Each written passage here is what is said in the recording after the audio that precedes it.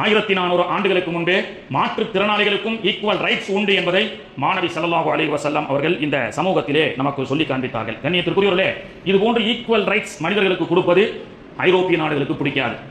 என்னதான் ஈக்குவல் ரைட்ஸை பற்றி பேசலாம், எழுதலாம், ஆனால் ஐரோப்பிய நாடாக இருந்தாலும் சரி, சனாதானத்தை பின்பற்றக்கூடிய சில அவாளுகளுக்கெல்லாம் இது போன்ற ஈக்குவல் ரைட்ஸ் கொடுப்பது பிடிக்காது. சரி, உனக்கு பிடிக்காது, லக்கும் தீனுக்கும் வலிய தீன், நீ உன் வழியை பார்த்துட்டு போ, என் வழியை நாங்கள் பார்த்துட்டு போறோம்னு சொன்னா நம்மளையும் என்ன சொல்கின்றார்கள்? ஈக்குவல் ரைட்ஸை கொடுக்கக்கூடிய இஸ்லாத்தை தீவிரவாதி என்றும் இஸ்லாமிய மார்க்கத்தை பற்றி தவறாக சித்தரித்துக் கொண்டிருக்கக்கூடிய ஒரு சூழலை பார்த்து வருகின்றோம். அடுத்து, வெகுஜன மனிதர்களுக்கு உண்டான மாற்றுத்திறனாளியாக இருந்தாலும் சரி, அவர் கருப்பினத்தை சார்ந்தவராக இருந்தாலும் சரி, எல்லோருக்கும் உண்டான ஈக்குவல் ரைட்ஸை இஸ்லாம் கொடுப்பதை போன்று இங்கே பள்ளிவாசலுக்குள் வந்தால் விவிஐபி தரிசனம் என்று ஒன்று கிடையாது. விஐபி தரிசனம் என்று ஒன்று கிடையாது. சராசரி மனிதர்களுக்கு உண்டான தரிசனம் என்று கிடையாது. இங்கே வந்துவிட்டால் முதல் சஃபிலே வரக்கூடியவர்கள் முதல் சஃபிலில் உட்கார்வார். பின்பக்கம் தாமதமாக வரக்கூடியவர் அவர் பின்பக்கமும் உட்கார்வார். அவர் பள்ளிவாசலை சொந்த காசில் கட்டி கொடுத்திருந்தாலும் அவருக்கென்று கர்ச்சீப்பு போட்டு ஒரு இடம் பிடிப்பதற்குண்டான ஒரு ரைட்ஸ் தனி நபருக்கு கிடையாது. இங்கே அனைவருக்கும் ஈக்குவல் ரைட்ஸ். இங்கே வரக்கூடியவர்கள் கருப்பு இனத்தை சார்ந்தவர்களாக இருக்கலாம், சாதாரண மனிதராக இருக்கலாம், எல்லோருக்கும் ஈக்குவல் ரைட்ஸை கொடுக்கிறது.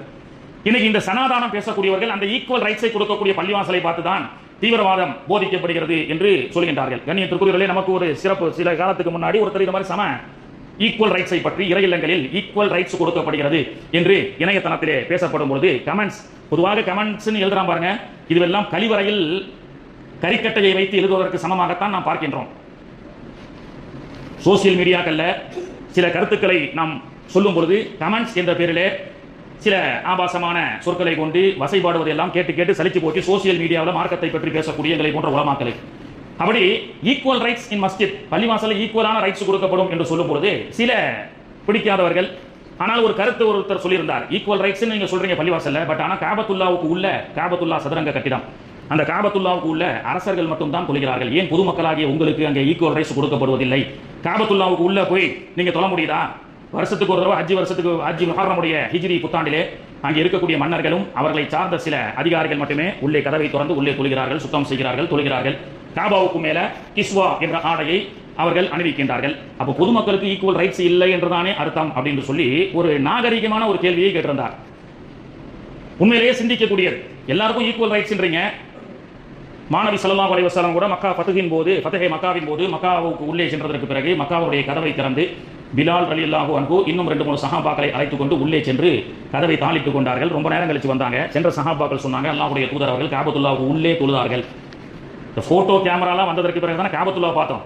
ஒரு 40-50 வருஷத்துக்கு முன்னாடி அந்த கேமராலாம் கண்டுபிடிக்கிறதுக்கு முன்னாடி போயிட்டு வந்தவங்க தான் காபத்துல்லா இப்படி இருக்கும்னு சிந்தனையில் மட்டும்தான் சிந்தித்துக் கொண்டிருந்தோம். முதல்ல கேமராவை வச்சு காபத்துல்லாவை படம் எடுத்தவருடைய வரலாறும் உண்டு. எல்லாரும் காபத்துல்லாவை பார்க்கறோம், நேரில் பார்க்காட்டாலும் கேமராவை எடுத்து அந்த காலத்திலேயே அவர் கேமரா கொண்டு போய் சவுதி அரசாங்கத்தில் அவருடைய வரலாறு இன்னைக்கு நான் குறிப்பில் கொண்டு வரல, அவரும் வரலாற்றில் இடம்பெறுகிறார் ஒரு சிறப்பிற்குரியவராக. எல்லாரும் காபத்துல்லாவை பார்க்கறதுக்கு உண்டான புகைப்பட அந்த கேமராமேன், அவரும் ஒரு இஸ்லாமியர், அவர் அழகாக எடுத்து எல்லா மக்களும் பார்க்கணும்னு சொல்லி பிற்காலத்தில் ஒரு 100 ஆண்டுகளாக 150 ஆண்டுகளாக இந்த பிரிண்டிங்லாம் வந்ததற்கு பிறகு காபத்துல்லா இப்படி இருக்கும். இன்னைக்கு மொபைல் ஃபோன் டெக்னாலஜி, ஏஐ போன்ற எல்லா டெக்னாலஜிகளும் வந்துருச்சு, அது வேற விஷயம். காபத்துல்லாவில் இல்லாமலேயே நான் இப்போ நின்று காபத்துல்லாவில் பிரசங்கம் பண்ற மாதிரி எல்லாம் இன்னைக்கு நம்ம எல்லாமே கிரியேட் பண்ணக்கூடிய அளவுக்கு உண்டான ஒரு காலமாக ஆகிவிட்டது.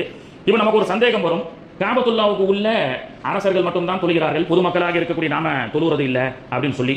ஹாஜி அவர்கள் கூட சொன்னார்கள், இல்லை காபத்துல்லாவுக்கு உள்ள 2000க்கு முன்னாடி 90 காலகட்டத்தில் மக்கள் கூட்டம் குறைவாக இருக்கப்படக்கூடிய காலகட்டத்தில் காபத்துல்லா உள்ளே தொழுவதற்கு அனுமதிக்கப்பட்டிருக்கிறது, அப்படி தொழுததாகவும் சில பேர் சொல்கிறார்கள்.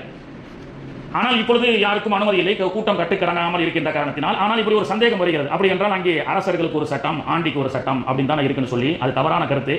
அவருக்கு கமெண்ட்ஸின் மூலமாக விளக்கம் கொடுத்து ஒரு வீடியோவும் போட்டு விட்டேன். என்னன்னு சொன்னா, காபத்துல்லா என்பது வெறும் சதுரங்க கட்டிடம் மட்டும் அல்ல. காபத்துல்லாவை தவாஃப் செய்பவர்களுக்கு தெரியும், ஹஜ்ஜிக்காக உம்ராவுக்கு சென்றவர்களுக்கு தெரியும், காபத்துல்லாவுக்கு பக்கத்தில் ஹத்தீம் என்ற யூ ஷேப் உள்ள ஒரு இடம் இருக்கும். அது தவாஃபுக்கு உள்ள, அது உள்ள போய் தவாஃப் செஞ்சா கூடாது, அது உள்ள தெரியாம சுத்தக்கூடாதுன்னு சொல்லி தான் ஒரு யூ ஷேப்ல என்ன செஞ்சிருக்காங்க, ஒரு பேரிகேட், பிளாஸ்டிக் பேரிகேட் போட்டிருக்காங்க. தவாஃப் முடித்ததற்கு பிறகு அதுக்குள்ள முண்டி எடுத்து சில பேர் தொழுவார்கள். காபத்துல்லா என்பது that is not a square shape, that is a rectangle, அது ரெக்டாங்கிள் ஷேப். அந்த ஹத்தீம் என்பதும் காபத்துல்லாவுக்கு உள்பகுதி தான். எல்லா மக்களும் தொழ வேண்டும் என்பதற்காக அந்த ஹத்தீம் குறைஷியினுடைய காலகட்டத்திலே காபத்துல்லாவை ஸ்கொயராக ஆக்கி இங்கே அனைவருக்கும் சமம், காபத்துல்லாவுக்கு உள்ள போய் தொழுவணும்னு ஆசைப்பட்டா ஹத்தீம்ல தொழுவு, ஹத்தீமும் காபத்துல்லா தான் அப்படின்னு பெருமானார் ஸல்லல்லாஹு அலைஹி வஸல்லம் அவர்கள் சொல்லியிருக்கின்றார்கள். அப்போ காபத்துல்லாவுக்கு உள்ளேயும் சரி, உள்ளே அரசர்கள் எப்படி தொழுகின்றார்களோ அதே போன்று சராசரியாக செல்லக்கூடிய நாமும் காபத்துல்லாவில் தொழ முடியும் ஹத்தீம் என்ற இடத்திலே.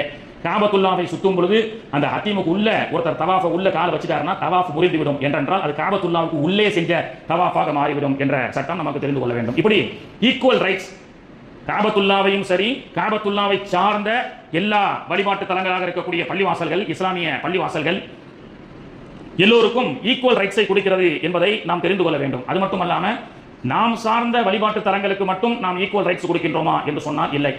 மாநபி ஸல்லல்லாஹு அலைஹி வஸல்லம் 12 வயதிலே தன்னுடைய பாட்டனார் அப்துல் முத்தலிப் அவர்களோடு சிரியாவுக்கு வியாபாரத்துக்காக செல்கிறார்கள். வியாபார குழுவோடு நபிகள் நாயகம் 12 வயதிலே அந்த குழுவோடு செல்கின்றார்கள். சவுதியிலிருந்து சிரியாவுக்கு செல்லக்கூடிய வழியிலே ஒரு இடத்திலே அந்த வியாபார குழு ரெகுலராக தங்கக்கூடிய ஒரு இடம் உண்டு. அப்படி அங்கே தங்கி இருக்கும் பொழுது மாநபி அவர்கள் 12 வயது அவர்கள் அந்த கூட்டத்திலே இருக்கும் பொழுது மா முனிவர் தவம் இருந்த ஜர்ஜிஷ் என்ற ஒரு கோட்டை, அந்த மா முனிவர் பல ஆண்டுகளாக உள்ளே தவம் இருந்தார். தவ சாலை என்று சொல்லலாம். அந்த தவச்சாலையிலிருந்து நபிகள் நாயகத்தை பார்த்து இந்த 12 வயது சிறுவருடைய முகத்தினுடைய அந்த அடையாளத்தை பார்த்து அவர் அப்பொழுதுதான் அந்த தவச்சாலையிலிருந்து தன்னுடைய தவத்தை முறித்துக் கொண்டு வெளியே வந்ததாக ஒரு வரலாறு சொல்லப்படுகிறது, ஆதாரபூர்வமான வரலாறு. அவர் நபிகள் நாயகத்தை பார்த்து சொன்னார், இந்த 12 வயசு சிறுவர் இருக்கிறாரே இவர் சாதாரண மனிதர் அல்ல, இவருடைய அடையாளம் எல்லாம் முந்தைய வேதத்திலே சொல்லப்பட்ட மாநபி அரபு தேசத்திலே பிறக்கக்கூடிய முகமது என்று அவருடைய அந்த அங்க அடையாளங்களை நபிகள் நாயகத்துடைய அடையாளத்தை பற்றி சொன்னார். பிறகு அந்த தவச்சாலையில் விருந்து வைச்சார் என்ற ஒரு வரலாறை நாம் பார்க்க முடிகிறது.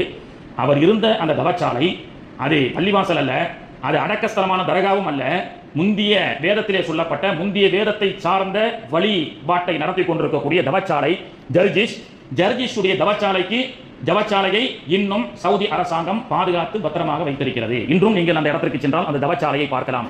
இதன் மூலமாக சொல்ல வரக்கூடிய செய்தி என்னன்னு சொன்னா, இஸ்லாமிய மார்க்கம் அப்படி ஈக்குவல் ரைட்ஸை நம்முடைய பள்ளிவாசலை எப்படி பாதுகாக்கணுமோ அதே போன்று நாம் சார்ந்த நாட்டிலே பிற மத வழிபாட்டுத்தினர்கள் யாரும் இருந்து அவர்கள் ஒருத்தர் இருந்தாலும் சரி 2 பேர் இருந்தாலும் சரி அல்லது அந்த இடத்துக்கு யாருமே போகாட்டாலும் சரி அந்த நினைவு சின்னங்களை பத்திரப்படுத்தி வைக்க வேண்டும் என்று இஸ்லாம் நமக்கு சொல்லி காட்டுகின்றது.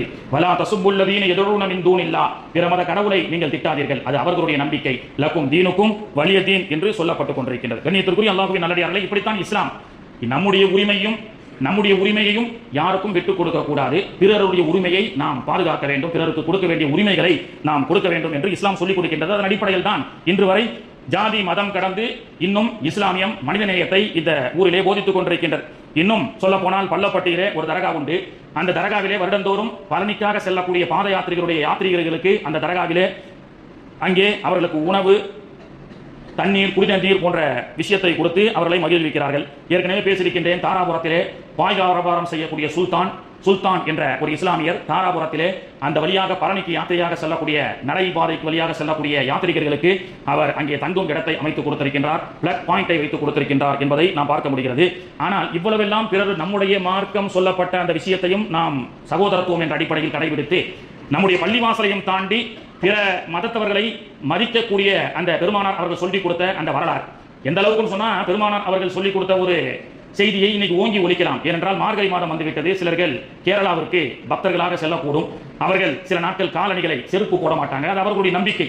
ஆனால் அவர்களுடைய நம்பிக்கை என்பதை தாண்டி பெருமானார் அவர்கள் வழியில் எச்சை துப்பாதீர்கள், வழியில் சிறுநீர் கழிக்காதீர்கள், பாத யாத்திரையாக செல்லக்கூடியவர்களுக்கு உண்டான கடமையை நிறைவேற்றுங்கள், பாதையில் கிடக்கக்கூடிய கற்களை முற்களை அகற்றுங்கள் என்று சொல்லி இன்று இந்த தேசத்தினுடைய ஒரு மாற்று மத சகோதரனுடைய கலாச்சாரமும் அவனை மதிக்க வேண்டும் என்று 1400 ஆண்டுகளுக்கு முன்பு மாநபி அவர்கள் சொல்லிக் கொடுத்தார்கள். அதே போன்று அந்த செய்திகளை இது போன்ற காலகட்டத்திலே செருப்பணியாமல் கால்நடையாக செல்லக்கூடிய சமய மதம் கடந்த என்னுடைய சகோதரனுடைய காலுக்கு உங்கள் எச்சி நஜீஸாக ஒட்டி கூடக்கூடாது, நாம் போடக்கூடிய கற்களும் முற்களும் அவருடைய காலை குத்தக்கூடாது என்று இஸ்லாம் சமத்துவத்தை, சகோதரத்துவத்தை போதித்து காட்டுகின்றது. ஆனால் அப்படிப்பட்ட இஸ்லாமிய சமூகத்தை இன்னைக்கு சீண்டி பார்ப்பதற்காக இன்னைக்கு என்ன சொல்றாங்க, பள்ளிவாசல் தீவிரவாதத்தை போதிக்கிறது என்பதையும் தாண்டி 250 பள்ளிவாசல்கள் தமிழகத்திலே உண்டு. சிக்கந்தர் மலையை எப்படி இஸ்லாமியர்கள் அபகரித்து அதை ஒரு தர்காவாக ஆக்கி கொண்டு கோவிலை அவர்கள் அபகரித்துக் கொண்டார்களோ, இந்த பிரச்சனைக்கு பிறகு ஓபன் டாக்காவே சொல்றாங்க, தமிழகத்தில் இருக்கக்கூடிய 250 பள்ளிவாசல்கள் இடிக்கப்பட வேண்டியவை, இந்த 250 பள்ளிவாசல்களும் அபகரிக்கப்பட்டவை என்று இன்னைக்கு வாய் கூசாமல் சொல்லிக் கொண்டிருக்கின்றார்கள். உச்ச நீதிமன்ற சட்டத்தையே மதிக்கவில்லை. சட்டமாவது என்னுடைய முடியாவது என்று கேட்கக்கூடியவர்களை எல்லாம் இன்னைக்கு தட்டி கேட்பதற்கு சட்டம் இல்லை. ஏன் places of worship act 1991 1991 Babar மசூதியினுடைய பிரச்சனை, பாபர் பள்ளிவாசலுடைய பிரச்சனை என்னைக்கு இடிக்கப்பட்டதோ அன்று ஒரு சட்டம் சொன்னார்கள் உச்சநீதிமன்றத்திலே, இந்த பாபர் பள்ளிவாசலை விட்டு விடுங்கள், அதை விட்டு கொடுத்து விடுங்கள் அப்படின்னு சொல்லி மத நம்பிக்கையின் அடிப்படையில் இடிச்சவனுக்கு ஒரு பங்கு, வேடிக்கை பார்த்தவனுக்கு ஒரு பங்கு, உங்களுக்கு ஒரு பங்கு, நீங்க போய் கட்டிக்கோங்கன்னு சொன்னாங்க. அது அநீதியான ஒரு தீர்ப்பு என்பதை நாம் ஓங்கி ஒலித்துக் கொண்டே இருக்கின்றோம், இன்னும் சொல்லுவோம். ஆனால் அந்த பள்ளிவாசல் இடித்ததற்கு பிறகு இங்கே மத கலவரம் ஏற்படக்கூடாது என்ற ஒரு நல்ல நோக்கத்திலே the act of 1991 supreme court the status of places of worship that had a religious character as of that date August 15 1947 after should not be changed. 1947க்கு பிறகு ஆகஸ்ட் 15க்கு பிறகு எதுவெல்லாம் எந்த வர்ஷிப்பாக இருக்கின்றதோ அந்த வர்ஷிப்பாகவே இயங்கும். பள்ளிவாசலா அது பள்ளிவாசல் தான், தரகாவா அது தரகா தான், கோவிலா அது கோவில் தான், சர்ச்சா அது சர்ச்சு தான், குருத்துவாரா அது குருத்துவார் தான். அந்த பள்ளிவாசலோ வழிபாட்டு தலங்களிலோ இல்ல இது பிரச்சனைக்குரிய இடமாக இருக்கு, அவர் வாழ்ந்தார் இவள் வாழ்ந்தார்னு சொல்லி புராண கதைகளை எல்லாம் கொண்டு வரக்கூடாது என்று உச்ச நீதிமன்றம் சொல்லியும் இன்னைக்கு பகிரங்கமாக 250 பள்ளிவாசல்கள் இடிக்கப்பட வேண்டியவை என்று லிஸ்ட் போட்டிருக்கிறாங்க தமிழ்நாட்டில். தஞ்சை மாவட்டத்தில் எந்தெந்த பள்ளிவாசல் என்பதை எடுத்து பார்க்க வேண்டிய ஒரு அவசியமான காலகட்டத்தில் இருந்து கொண்டிருக்கின்றோம். கண்ணியத்திற்குரியவர்களே, இதுவெல்லாம் நான் ஏன் சொல்கின்றேன் என்று சொன்னால், முதலிலே நீ எங்கே பிறந்தாய், எப்பொழுது பிறந்தாய், உன் தாய் எப்பொழுது பிறந்தார், உன்னுடைய தந்தை எப்பொழுது பிறந்தார், உன்னுடைய பாட்டினார் எங்கே பிறந்தார், அவர் எப்பொழுது பிறந்தார் என்று CAA NRCக்கு பதிலாக இன்னைக்கு குறுக்கு வழியில் SIR என்ற ஃபார்ம் அவங்க உளுந்தடிச்சுட்டு ஓடி வராங்க. ஹஜ்ரத் நான் கொடுத்த SIR ஃபார்ம் சப்மிட் ஆயிச்சா இல்லையான்னு பாருங்க. அவருடைய பதட்டத்தை பார்த்தா நமக்கே பயமா இருக்கு. 1987க்கு முன்னாடி பிறந்தவங்க எல்லாம் நீங்க பிறந்த தேதி, பிறந்த இடம், date of birth, place of birth submit பண்ணுறான். நம்ம எல்லாம் ஊர்ல மூமாக்கள் நானிமார்கள் தான் நமக்கெல்லாம் பிரசவம் பார்த்தாங்க. நான் எங்க ஹாஸ்பிட்டலாக போய் பிறந்தேன், எங்க அம்மாக்கு வயிற்று வலி வந்தது, 4 வயசான மூமாக்கள் வந்தாங்க, பிரசவம் பார்த்தாங்க, பிறந்தேன் 80களில். இன்னைக்கு நான் எந்த ஹாஸ்பிட்டலில் போய் நான் அவர் லேடியில் பிறந்தனா அல்லது அப்போலோவில் பிறந்தனா நான் சர்டிஃபிகேட் வாங்கிட்டு வர முடியும்? ஆனால் அவன் கேட்கறான், 1987க்கு முன்னாடி நீ பிறந்திருக்கியா, நீ எங்க பிறந்த, உங்க அம்மா அப்பா எங்க பிறந்தாங்க அப்படின்னு கேட்கறான். 1987ல இருந்து 2004 வரைக்கும் பிறந்திருக்கியா, நீ எங்க பிறந்த, நீ எப்போ பிறந்த, உங்க அத்தா எப்போ பிறந்தாங்க, எங்க பிறந்தாங்க. இப்போ 1987க்கு முன்னாடி பிறந்தவன் நான் போய் என்கிட்ட ஹாஸ்பிட்டல் சர்டிஃபிகேட்லாம் கிடையாது, எங்க மூமா இருந்துச்சு, எங்க அம்மா வயிற்று வலி வந்துருச்சு, இன்னொரு 2 மூமா சேர்ந்து இயற்கையாக பிரசவமானு கேட்டா மூமா எங்க பிறந்ததுன்னு கேட்கறான். உங்க மூமா எங்க பிறந்தது, அதுக்குண்டான ஆதாரத்தை கொண்டு வான்னு கேட்கறான். இந்த SIR குலப்பறக்கு பாருங்க. அதனால தான் சென்ற வாரம் முன்னாள் முதலமைச்சர் அம்மா அவர்களுடைய இறந்த நாளை அனுஷ்டிக்கும் போது ஒருத்தர் SIRல நீ 2002ல ஓட்டு போட்டியா, இல்ல உங்க அம்மா அத்தா ஓட்டு போட்டாங்களா, எங்க அம்மா அத்தா ஓட்டு போட்டாங்களா போடலையான்னு எனக்கு தெரியாது அப்படின்னு சொன்னவன் அவன் பார்த்தான், யாரடா 2002ல கார்டியனா காட்டுறதுன்னு கேட்டா புரட்சி தலைவி அம்மா 1000 லைட்ஸ்ல 1000 லைட்டுடைய தொகுதியில இத்தனாவது சீரியல்ல அவங்க போட்டாங்க. என்னடா முன்னாள் முதலமைச்சர் பேரை கொண்டு போய் உங்க அம்மா பேர், அவங்க தான் எங்களுக்கு அம்மான்ட்டாங்க. வேற என்ன ஆதாரத்தை காட்ட முடியும்? இது போன்ற நம்முடைய பேர் எங்கே பிறந்த அந்த காலத்துல பாத்தீங்கன்னு சொன்னா நம்முடைய முன்னோர்கள் இப்ப பேரை ஷார்ட் பண்ணிட்டாங்க. பேர் என்னதான், சூஃபி இப்ராஹிம் மூசா, சூஃபி நானா பேரு, பாப்பா பேர் இப்ராஹிம், அவர் பேர் மூசா, எல்லாத்தையும் சேர்த்து சூஃபி இப்ராஹிம் மூசா மரைக்காயர்னு சொல்லிட்டு இருந்தோம். பிறகு என்ன சொன்னா, இல்ல நீ எல்லாம் உங்க தாத்தா பேரையும் பாட்டா பேரையும் எல்லாத்தையும் சேர்த்துக்கிட்டு நீ துல்கிஃப்லுன்னு வச்சா துலுக்க புலின்னு பேரை மாத்திடுறான், பெருசா லென்த்தா வைக்க வேணாம், அதை ஷார்ட்டா சொல்லுங்க. அப்புறம் இப்ராஹிம் குறைச்சோம், முகமதுன்னு குறைச்சோம், இல்ல அது ரொம்ப பெருசா இருக்கு, அகமதுன்னு குறைச்சோம். இப்போ ஒண்ணும் கிடையாது, அன்னைக்கு ஒரு பேர் லிஸ்ட் கொண்டு வந்தார், லா, அவ்வளவுதான் முடிஞ்சு போச்சு, லா LA. அதை இது பேர் வைங்க, இதுக்கு என்ன அர்த்தம் கேட்டுட்டு இருக்காங்க. அந்த மாதிரி நம்ம பேரை சுருக்கிட்டோம். ஆனா இன்னைக்கு என்ன சொல்றான், இல்ல நீ முன்னாடி சொல்லிட்டு அப்படிதான் சொல்லிட்டு இருந்தோம், தாத்தா பேரு வாப்பா பேரு. இன்னைக்கு உள்ள ஜெனரேஷனுக்கு அத்தா பேர் வரைக்கும் தான் தெரியும், பாட்டனார் பேர் தெரியும், முப்பாட்டனார் பேர் தெரியாது. நீ தாண்டா வேணான்னு சொன்ன, பேரை சுருக்குன, பேரை லென்த்தா வச்சா தப்பா எழுதுற, ரேஷன் கார்டுல ஒண்ணு ஆதார் கார்டுல ஒண்ணுன்னு சொல்லிட்டு இருந்த. இமாம் கசாலி ரஹ்மத்துல்லாஹி அலைஹி பேர் கேட்டாங்க, உங்க பேர் என்னன்னு சொல்லி ஒருத்தர் கேட்டாரு. ஆதம் இப்னு ஷீத் இப்னு அய்யூப் இப்னு மூசா இப்னு இப்ராஹிம் இப்னு முஹம்மது ஸல்லல்லாஹு அலைஹி வஸல்லம் இப்னு ஃபாத்திமா இப்னு அலி இப்னு ஹுசைன் இப்னு ஹசன் இப்னு ஆதிபிதா ஆதம் அலைஹிஸ்ஸலாம் வந்து தன்னுடைய பேரை சொன்னாங்க. டேய் பேர் கேட்ட தப்பு தான் உட்காருன்னு சொல்லி அந்த மாதிரி சொல்ல வேண்டியது. ஆதிபிதா ஆதம் அலைஹிஸ்ஸலாம் எடுக்கணும். நம்முடைய எங்க பிறந்த எங்க வந்த ஆதிபிதா ஆதம் அலைஹிஸ்ஸலாம்ல இருந்து இப்ராஹிம் இப்னு முஹம்மது அசதுல்லா, அந்த மாதிரி ஒரு இக்கட்டான நம்முடைய ஆதாரங்களை சமர்ப்பிக்க வேண்டும் என்று சொல்லக்கூடிய இக்கட்டான நிலையில் நம்முடைய ஆவணங்களை பத்திரம், அதுக்கு என்ன சொன்னான், பத்திரத்தை பத்திரமா வைக்கிறதுக்கு தான் பேரே பத்திரம்னு வச்சுட்டான். எல்லாத்தையும் நாம் சரி செய்து வைக்க வேண்டிய ஒரு முக்கியமான காலகட்டத்தில் இருந்து கொண்டிருக்கின்றோம். அதே போன்று பள்ளிவாசலை நிர்வகிக்கக்கூடிய நிர்வாகிகள், தர்காக்களை ட்ரஸ்டி வைத்திருக்கக்கூடிய நிர்வாகிகள் எல்லாம் அந்த ஆவணங்களை பத்திரமாக வைத்துக் கொள்ள வேண்டும். சொல்லிட்டானா இல்லையா, வக்ஃப் சொத்துக்கள் எவ்வளவு இருக்கிறது என்று கவர்மெண்ட்ல கொண்டு வந்து கணக்கை காட்டுறான். இப்போ பெருமானார் அவர்கள் மதீனாவுக்கு வராங்க. மதீனாவுல காலையில் எந்திரிச்சு பார்த்தோம்னா அற்புதமான ஒரு இடம் தெரியுது. ஸல்லல்லாஹு அலைஹி வஸல்லம் அந்த இடம் ரொம்ப நல்லா இருக்கு, இது யாருடையதுன்னு கேட்டாங்க. மதீனாவாசிகள் கேட்டாங்க, எதுக்கு யா ரசூலுல்லாஹ்னு சொன்னாங்க. இல்ல இங்க ஒரு பள்ளிவாசல் கட்டணும்னு சொன்னாங்க. 2 எத்தீமுடைய பிள்ளைகள் தான், அவங்க ஒன்றும் கவலை கிடையாது, நம்ம சொன்னா கொடுத்துருவாங்க, வாங்கி எடுத்துக்கிடுங்க சும்மான்னு சொன்னாங்க. ஏங்க மதீனாவுக்கு வந்த உடனே சொத்து செல்வங்கள் கல்யாணம் முடிச்சு வச்ச லட்சக்கணக்கான சொத்துக்களை மதீனாவாசிகள் கொடுத்தார்கள். நபிகள் நாயகம் கேட்டிருந்தால் அந்த பள்ளிவாசல் இடத்தை கொடுத்திருக்கலாம் ஃப்ரீயா. ஆனா ரசூலுல்லாஹ் ஒத்துக்கல. அபூபக்கரை பார்த்தாங்க, 100 தங்க காசுகளை கிரயமாக பெருமானார் அவர்கள் வாங்குகிறார்கள். ஒரு இடத்தும் ஒரு பள்ளிவாசலும் தானமாக கொடுக்க வந்தாலும் அதனுடைய கிரயத்தை கொடுத்து அந்த பத்திரத்தை பாதுகாப்பாக வைத்திருக்க வேண்டும். இந்த பள்ளிவாசல் இல்ல, பாபர் பள்ளிவாசல் இல்ல, மக்காவையே இடிப்பதற்கு ஒரு கூட்டம் வரும். மக்காவை யார் பட்டா போட்டு கொடுத்தா? மக்காவுக்கு உண்டான பட்டா என்ன? உலகத்தை அல்லாஹ் படைக்கும் பொழுதே ஆதிபிதா ஆதம் அலைஹிஸ்ஸலாமுக்கு அந்த இடத்தை அல்லாஹ் கொடுத்தான். அல்லாஹ் கொடுக்கத்தான் செய்வான். அதை பாதுகாக்கக்கூடிய பொறுப்பு நம்முடையது. ஏன்னா இந்த பள்ளிவாசல் பாபர் பள்ளிவாசல் எந்த பள்ளிவாசல் இல்லைங்க, ஜும்மா பள்ளிவாசல் இது டெல்லி ஜும்மா பள்ளிவாசல் லிஸ்ட் போடுறான்.